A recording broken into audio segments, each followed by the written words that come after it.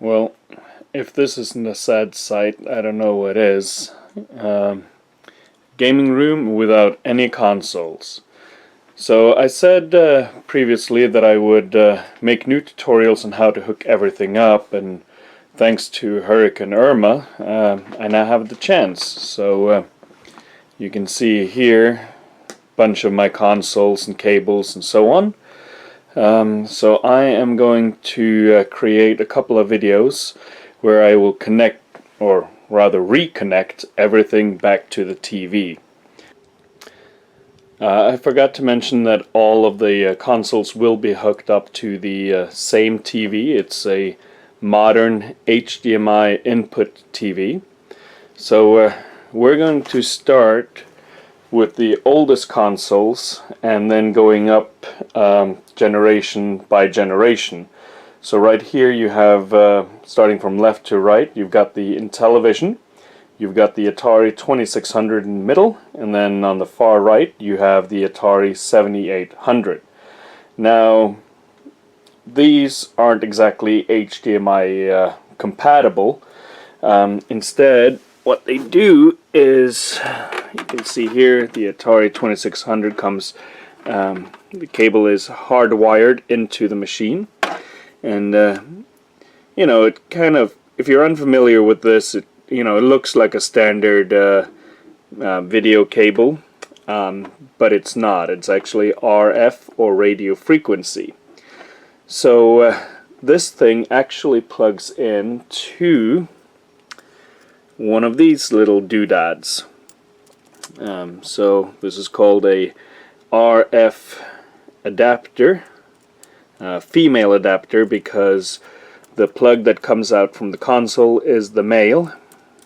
And then you can see here, for all of you new kids, there's a tiny little pin in there, and you can see that this thing screws in to the TV basically. So this is how it was done in the olden days. It's the worst kind of video signal possible, but we're gonna make it work. So in order for this to be connected to an HDMI TV, you are going to have to upscale the image. To do that, you are going to need a VHS player. This is just a Sony hi-fi stereo. Just bought this at a flea market, or maybe it was a second pawn shop or something like that, but you can find these a lot of places. But what you need is, on the back of this unit, you want to see this. So right here you've got the RF in, and then over here you can see that you have a line out, and that's the combination you need.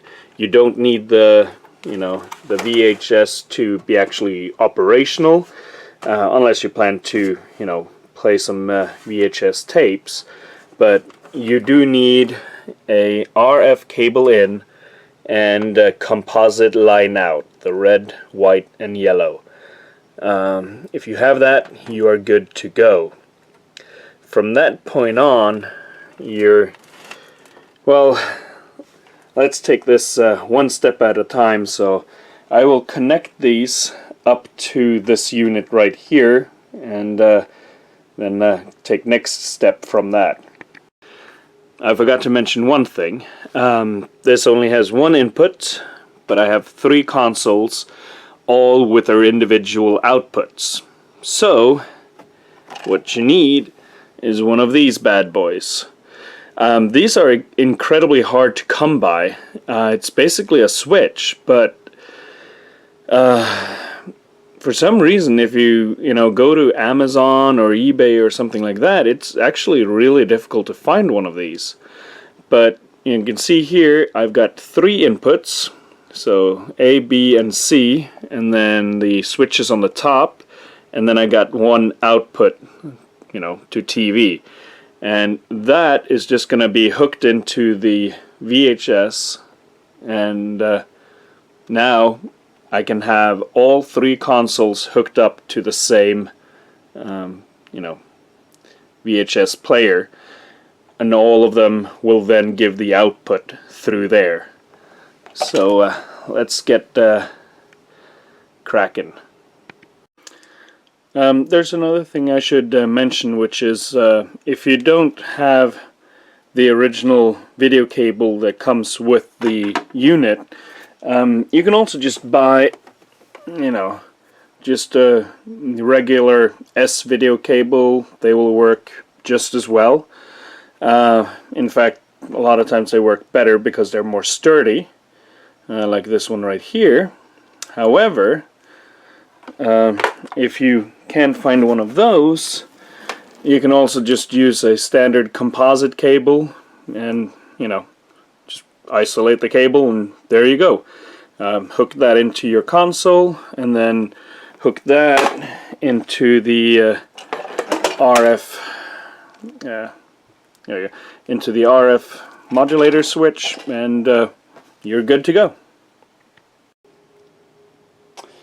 So there you have it. That is the three oldest generation consoles, all hooked up via the RF cable switch box right here. So I can easily get to the buttons. That is again attached to the VHS player here, and that is giving me a composite outfeed.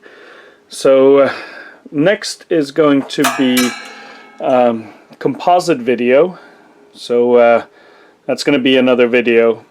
So I'll see you then. Thank you for watching.